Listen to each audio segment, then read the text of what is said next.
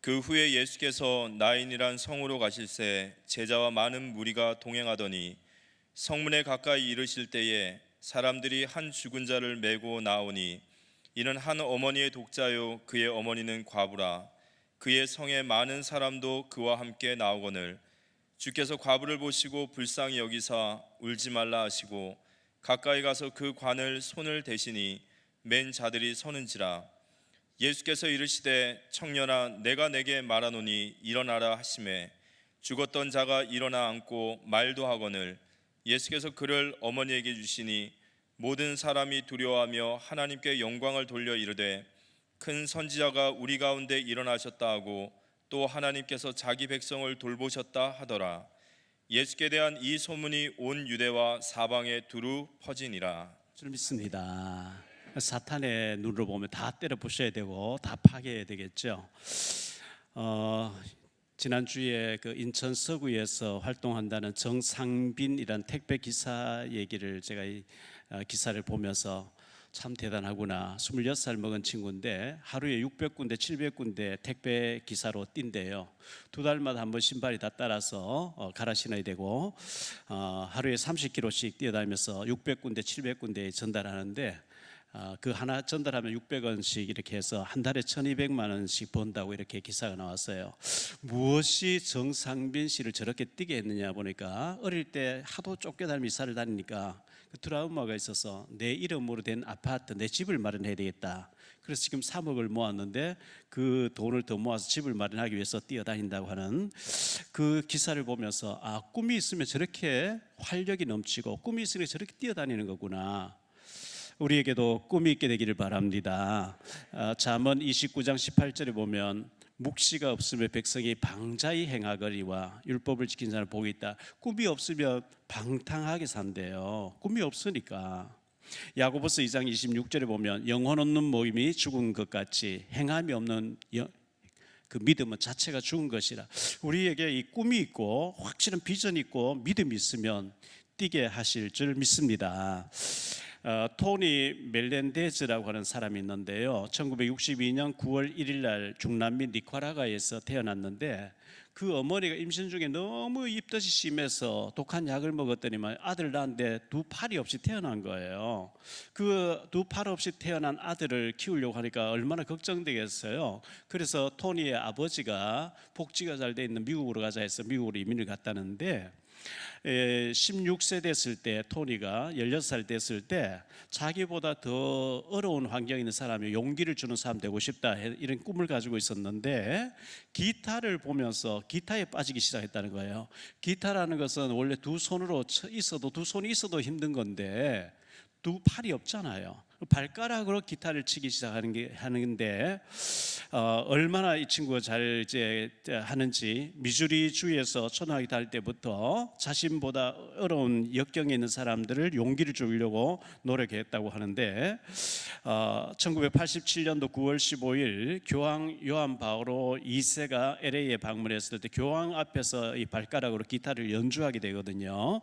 그리고 1989년도에 첫 앨범을 냈고 2000년과 2002년, 2004년에 최고의 가수상을 수상했다고 합니다.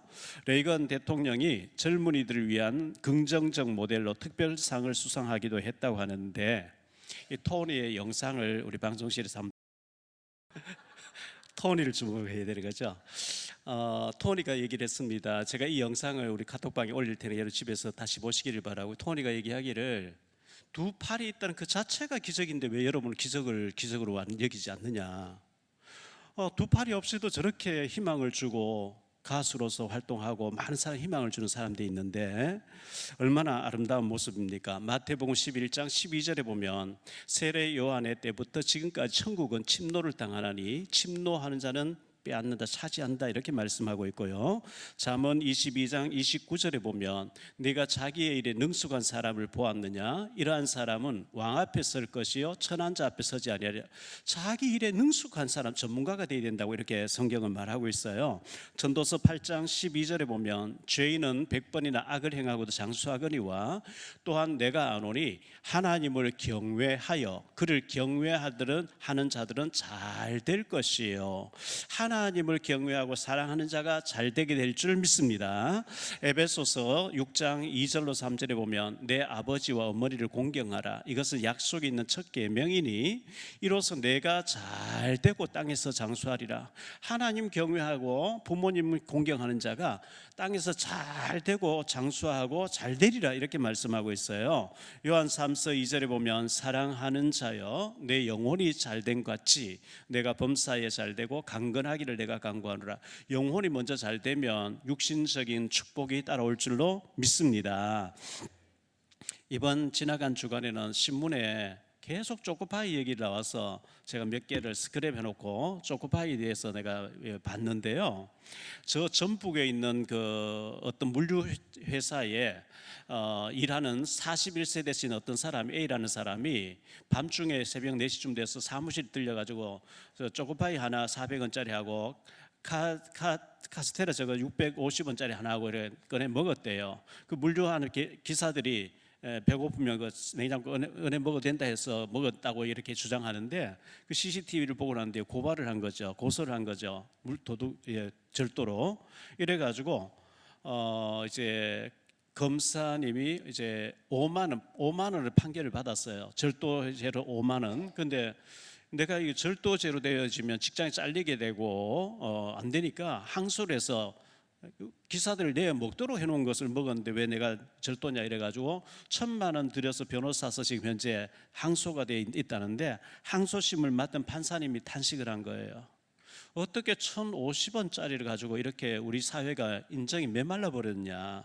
우리는 참 정이 많은 백성들인데 왜 이 빵 하나 가지고 이렇게 상소를 하고 이렇게 되셨느냐 이렇게 탄식을 한 건데 이제 상고심에서 어떻게 판결을 날지 전부 주목하고 있는데 제 생각으로는 판사님이 이거 우리 가진 자들이 잘못이다 하고 자기가 10만 원 때려서 판사님 내주면 참 좋겠다는 이런 생각도 해보는데요. 어떻게 판결을 날지 모르겠어요. 우리 몇 년 전에 권진혁 한의원에서 권장로님이 요만한 이제 그 바구니를 만들어 줬잖아요. 여러분 집에 아파트에 걸어놓고 택배 온 사람들 꺼내 먹으라고 음료수를 넣어 드리라고 이렇게 했었는데 어제 제가 지나가는데 리어카에 폐지를 잔뜩 준 할아버지를 만났어요. 저 한뜻교회 그 옆에 그 공터에 세워놓고 잠시 앉아 쉬시더라고요. 그래서 제가 가서 차를 세워놓고 가서 어르신 연세가 어떻게 되냐 하니까 80이래요. 그래서 저는 교회 목사입니다. 신앙생활 하시나요? 하니까 서구 장로교회 집사님이라 그래요. 또 부인 되시는 분은 권사님이고. 그래서 이거 폐지를 주어서 이렇게 하면 얼마 뭐 한 2, 3천 원 받는데요. 얼마나 어렵겠어요? 어쨌든 제가 이제 10,000원 드리면서 음료수라도 하나 드시라고 이렇게 하고 기도해드리고 헤어졌는데요.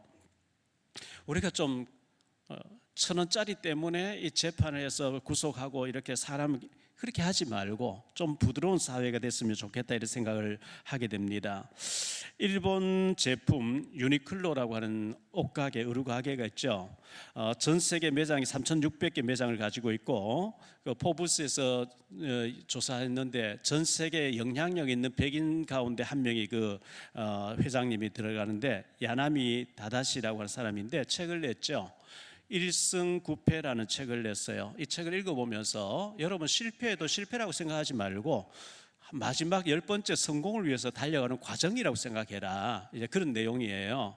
이분도 계속 실패를 했지만 마지막에서 옷가게가 너무나 잘 돼서 세계적 기업을 이루었다는 뭐 그런 내용이에요.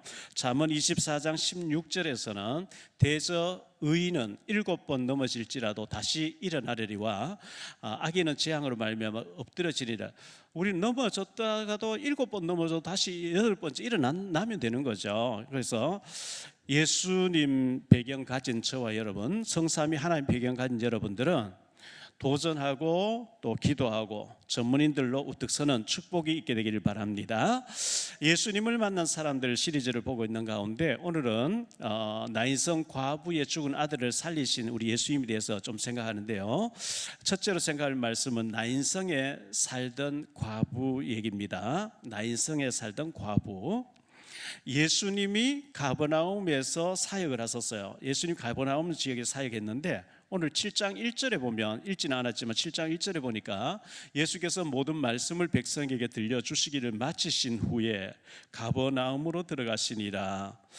그리고 7장 5절에 보니까요, 그가 우리 민족을 사랑하고 또한 우리를 위하여 회당을 지었나이다 하니, 그 가버나움에서 장로님 몇 분이 찾아왔어요. 와서 여기 로마의 장교인 백부장이라는 사람인데, 그 백부장이 회당도 지어주고 너무너무 백성들을 사랑하는 하나님을 잘 믿는 사람인데, 그 하인이 병이 들어서 중풍병에 걸려서 너무 죽어가니까 우리한테 부탁해서 우리가 예수님 모시고 집에 가서 그 하인이 낫도록 이렇게 왔습니다. 당연히 가서 이렇게 이 사람 너무 좋은 신분이니까 좀 고쳐주십시오. 예수님께서 가서 고쳐주리라 가는데, 백부장이 또 사람 보내서 얘기해요. 내 집에 들어오면 난 감당치 못하겠사오니 내 위에도 사람이고 내 밑에 사람이 있는데 그 중풍병도 데려오라 하면 데려가고 데려가라면 데려갈 테니까 말씀만 하세요. 주님은 그곳에서 말씀만 해도 이곳에 하인이 나을 수 있는데 내 집은 너무 누축해서 주님 맞이하기에 너무 부족합니다. 말씀만 해주옵소서. 그때 예수님께서 이스라엘 나라 가운데 이만한 믿음을 만나보지 못했다 하면서 네 믿음대로 될지리라, 그 하인이 나아버리는 그런 일들이 그 앞에 절에 나오고 있습니다. 6절까지 10절까지 그런 말씀이 나오고 난 뒤에 그 후에 나인성으로 가신 예수님이거든요. 가버나움에서 그런 일을 잊고 난 뒤에 나인성으로 가셨다. 11절 말씀을 보죠. 그 후에 예수께서 나인이란 성으로 가실새 제자와 많은 무리가 동행하더니, 제자들과 많은 무리가 동행했다. 성경에 보면 항상 제자가 나오면 무리가 나오고 무리가 나오면 제자가 나와요. 무리와 제자는 섞여 있어요. 무리는 상황 따라 바뀌어요. 호산나 호산나 하다가도 십자가에 못 박아서 선동해버리면 이래 돼버린 거예요. 무리는 기회주의자예요. 근데 제자는 죽음이 오면 같이 죽겠다고 이래 제자거든요. 자, 무리와 제자들이 큰 무리가 예수님을 따라다녔는데, 나인성은 가버나움에서 몇 킬로, 40킬로 떨어져 있어요. 백리길 떨어져 있어요. 그리고 예수님 자라신 나사렛 마을에서는 10킬로, 25리가 떨어져 있는 마을인데, 예수님께서 그곳을 지나가시면서 많은 무리들에게 시간 복음도 전하시고 환자를 치유해주고 하지 않았겠어요? 그리고 성문 앞에서 일어난 일들을 기록하고 있는데요, 나인성 성문 앞에서 일어난 일들이거든요. 예수님과 제자들과 큰 무리가 나인성으로 들어가고 계시는데, 성 안에서는 죽은 자를 상려를 메고 지금 장례 치르기 위해서 무덤을 향해서 마주치게 됐어요. 12절 말씀 보죠. 성문에 가까이 이르실 때에 사람들이 한 죽은 자를 메고 나오니 이는 한 어머니의 독자요 그의 어머니는 과부라. 나왔죠. 과부의 아들. 그 성에 많은 사람도 그와 함께 나오거늘, 이 과부로 살면서도 인심을 잃지 않고 굉장히 두루두루 사람들과 잘 사귀고 유대관계가 좋았다는 것을 보여줘요. 많은 사람이 슬퍼하면서 같이 지금 장례에 동참하고 있다는 것을 보여주고 있어요. 한쪽에는 죽은 자를 메고 통곡과 탄식으로 산에 가서 묻으려고 관을 들고 나오고, 한쪽에서는 살리는 자 예수님과 제자들이 성으로 들어가고 성문 앞에서 마주치게 된 것을 보여주고 있거든요. 두 번째로 생각할 말씀은 불쌍히 여기시는 예수님을 볼 수가 있는데요, 우리 하나님, 우리 예수님은 불쌍히 여기시는 분이에요. 그 예수님께서 이 과부를 보시면서 울지 말라 이렇게 말씀을 하셨어요. 13절 말씀을 볼게요. 주께서 과부를 보시고 불쌍히 여기사 울지 말라 하시고, 지금 울지 않게 생겼습니까? 통곡 탄식 주체할 수 없는 눈물이 쏟아지는 상황인데 예수님 울지 말라 이렇게 말씀하시는데요, 우리 예수님께서 반대소하고 막 우시셨다는 성경에는 기록이 없어요. 근데 예수님이 우셨다는 말씀은 세 군데 나오는데요, 요한복음 11장 35절에 보면 예수께서 눈물을 흘리시더라. 나사로의 무덤 앞에서 예수님 눈물을 흘리시더라. 슬픔을 이렇게 같이 나누신 거죠. 누가복음 19장 41절에도 보면 가까이 오사 성을 보시고 우시며, 예루살렘 성과 예루살렘 교회를 보시면서 그 바리새인들과 거짓 대제사장 종교가들을 보시면서 눈물을 흘리시고 우시는 예수님이거든요. 히브리서 5장 7절을 말씀합니다. 그는 육체에 계실 때에 자기를 죽음에서 능히 구원하실 이에게 심한 통곡과 눈물로 간구와 소원을 올렸고, 너무너무 많이 우셨어요. 예수님께서요. 우리가 주변에서 일어나는 일들 보면 통곡이 나오고 탄식이 나오고 눈물이 나오는 일들이 너무 많이 비일비재하게 일어나고 있거든요. 그 예수님, 눈물을 가진 예수님께서 슬픔을 나누시면서 울지 말라 이렇게 말씀하셨어요.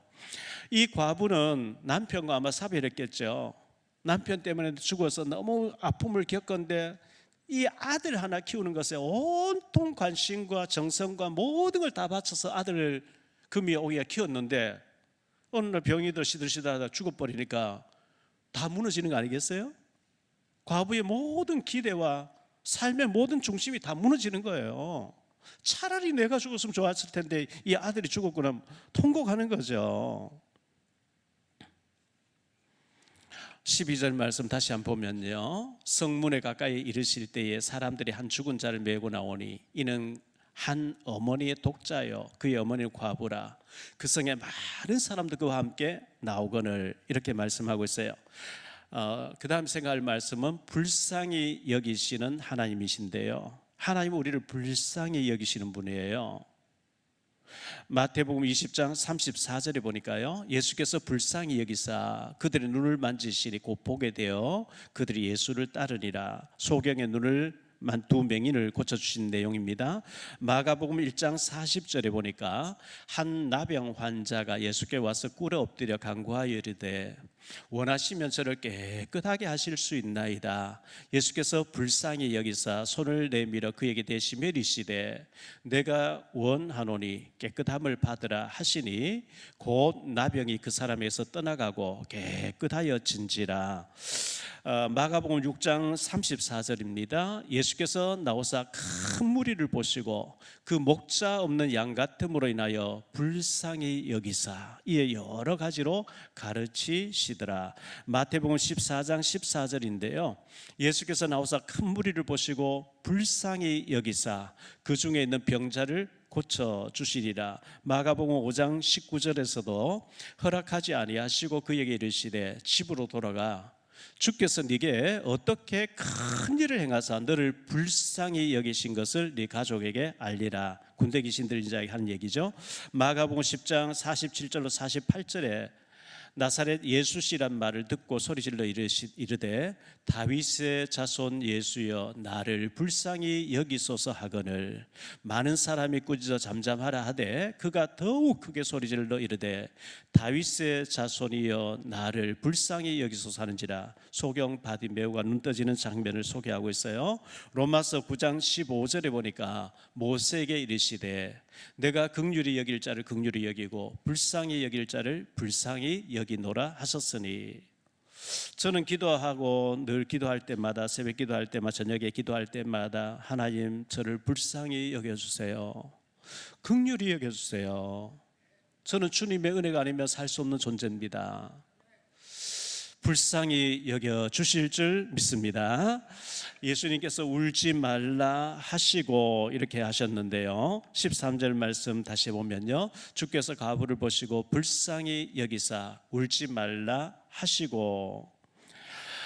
지금 울지 않을 수 없는 상황이에요. 통곡하고 탄식하고 정말 하늘이 무너지는 것 같은 이런 절망 상황 속에서 주님은 대안을 가지고 계시기 때문에 울지 말라 하셨는데요, 다윗이 사울 왕에게 쫓기면서 너무 급해가지고 저 블레셋의 아기스 왕에게로 도망을 갔어요. 그래서 아기스가 시글락이라는 시골 촌을 한 촌락을 줬어요. 네가 살아라.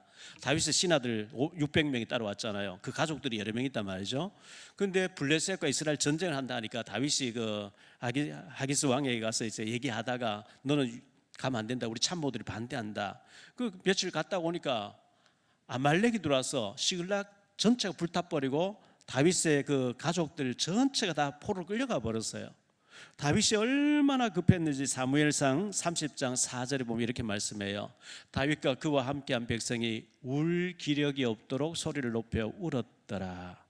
30장 6절에 보면 이렇게 말씀합니다. 백성들이 자녀들 때문에, 왜 자녀 다 포로로 끌려가 버렸으니까요, 마음이 슬퍼서 다윗을 돌로 치자 하니 다윗이 크게 다급하였으나 그의 하나님 여호와를 힘입고 용기를 얻었더라. 다윗이 맥이 다 풀려진 거예요. 울 기력이 없이 맥이 풀렸어요. 그런데 하나님 앞에 기도하니까 추격에 가라. 추격해서 다 찾아오잖아요.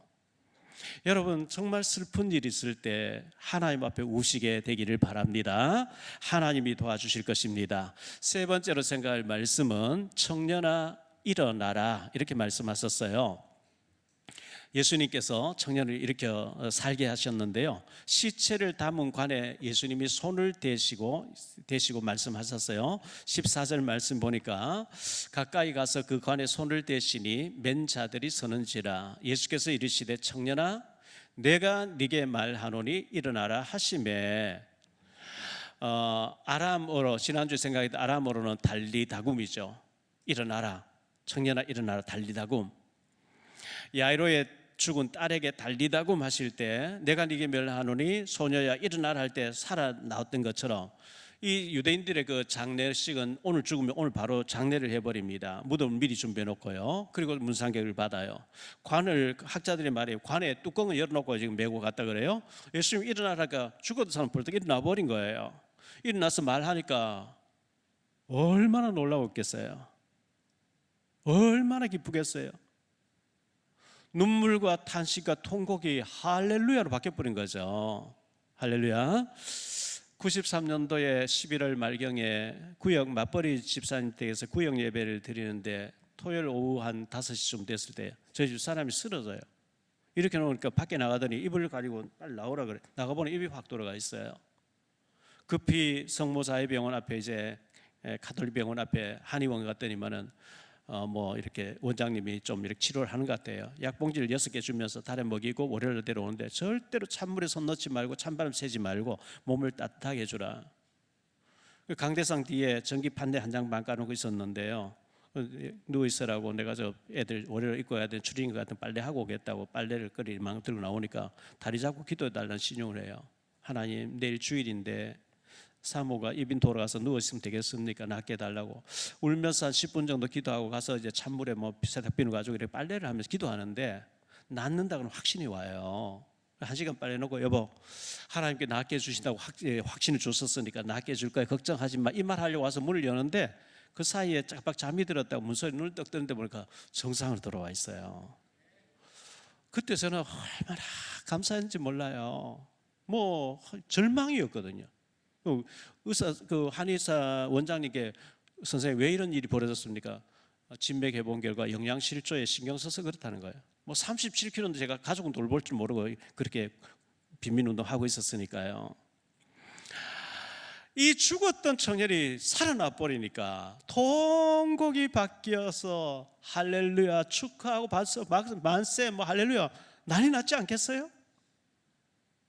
복음의 능력이 절망이 변해서 희망이 되어지고 탄식이 변해서 환희가 될 줄로 믿습니다. 정말 예수님이 나의 인생의 주인이라면, 여러분 인생의, 여러분 가정의 주인이 되시면 슬픔이 변해서 합력의 선을 이루게 될 줄로 믿습니다. 하나님께 영광을 돌리는 사람들이 나오고 있는데요, 그 관계를 지켜본 사람들이 전부 하나님께 영광을 돌리게 됐다 이렇게 말씀하고 있어요. 16절에 보니까요, 모든 사람이 두려워하며 하나님께 영광을 돌려 이르되 큰 선지자가 우리 가운데 일어나셨다 하고 또 하나님께서 자기 백성을 돌보셨다 하더라 이렇게 기록하고 있습니다. 우리에게 있는 좋은 일, 감사할 일, 기적적인 응답과 축복이 있을 때 오직 하나님께 영광 돌리시기를 바랍니다. 고린도전서 10장 31절에 보면 그런즉 너희가 먹든지 마시든지 무엇을 하든지 다 하나님의 영광을 위하여 하라. 사도행전 12장 23절에 보면 헤롯이 영광을 하나님께로 돌리지 아니하므로 주의 사자가 친히 벌레에게 먹혀 죽으리라. 하나님이 영광 받으셔야 될 걸 내가 취할 때 주의 사자 천사가 치니까 헤롯이 죽더라 이렇게 기록하고 있거든요. 모든 영광 하나님께 돌리시기 바랍니다. 그리고 예수님에 대한 소문이 17절에 보니까 계속 좋은 소문이 퍼져나가는데요, 예수께 대한 이 소문이 온 유대와 사방에 두루 퍼지니라. 결론적으로 말씀 뵙겠습니다. 결론의 첫 번째로 생각할 말씀은 찾아와 주신 예수님이에요.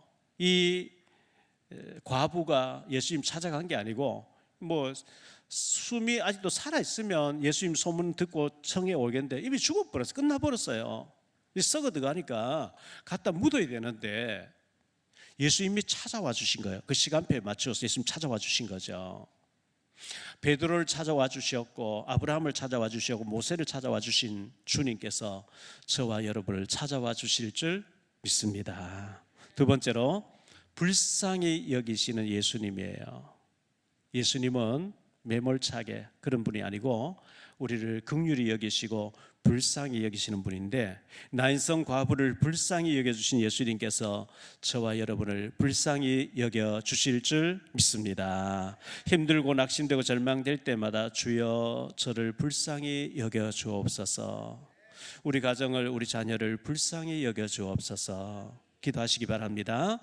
죽은 청년을 살려주신 예수님인데요, 죽으면 끝나버리잖아요. 소망이 끊어지잖아요. 그런데 죽은 청년을 살려주신 예수님, 나인성 과부의 죽은 아들을 살려주신, 말씀으로 살려주신 예수님께서 저와 여러분을 살려주신 줄 믿습니다. 로마서 8장 18절에 보니까 생각하건대 현재의 고난은 장차 우리에게 나타날 영광과 비교할 수 없도다. 여러분, 어떤 어려움이 있습니까? 세상을 보며 환경을 보면 절망이지만 그 배후에 계신 전능하신 주님 바라볼 때 소망이 생기는 줄 믿습니다. 우리는 하나님께 나아갈 수 있는 길이 있고 예수 이름의 권세를 알기 때문에 예수 이름으로 기도해서 응답받는 우리들 되시기를 바라고요. 죽은 자를 우리가 예수 이름 가서 나는 못 살려요. 그런데 죽은 영혼은 복음 들어가면 살게 될 줄로 믿습니다. 우리가 살리는 일에 쓰임받는 예수님의 제자 증인 되시기를 예수 이름으로 축복합니다. 기도합니다. 주님 감사합니다. 예수님께서 나인성 과부의 아들 상녀를 메고 통곡하며 탄식하며 가고 있는데 예수님께서 울지 말라, 불쌍히 여기시며 청년아 일어나라 하는 순간에 살아나왔다고 말씀하고 있습니다. 나인성 과부의 아들을 살려주신 주님께서 우리 자녀들, 우리 가족들, 우리 주변의 사람들, 전도 대상자들 살려주옵소서. 우리의 무기력한 것도 살려주시고 능력도 살아나게 도와주옵소서. 경제도 살아나게 하시고 능력도 살아나게 도와주옵소서. 주 예수 그리스도 이름으로 축복하며 기도하옵나이다. 아멘.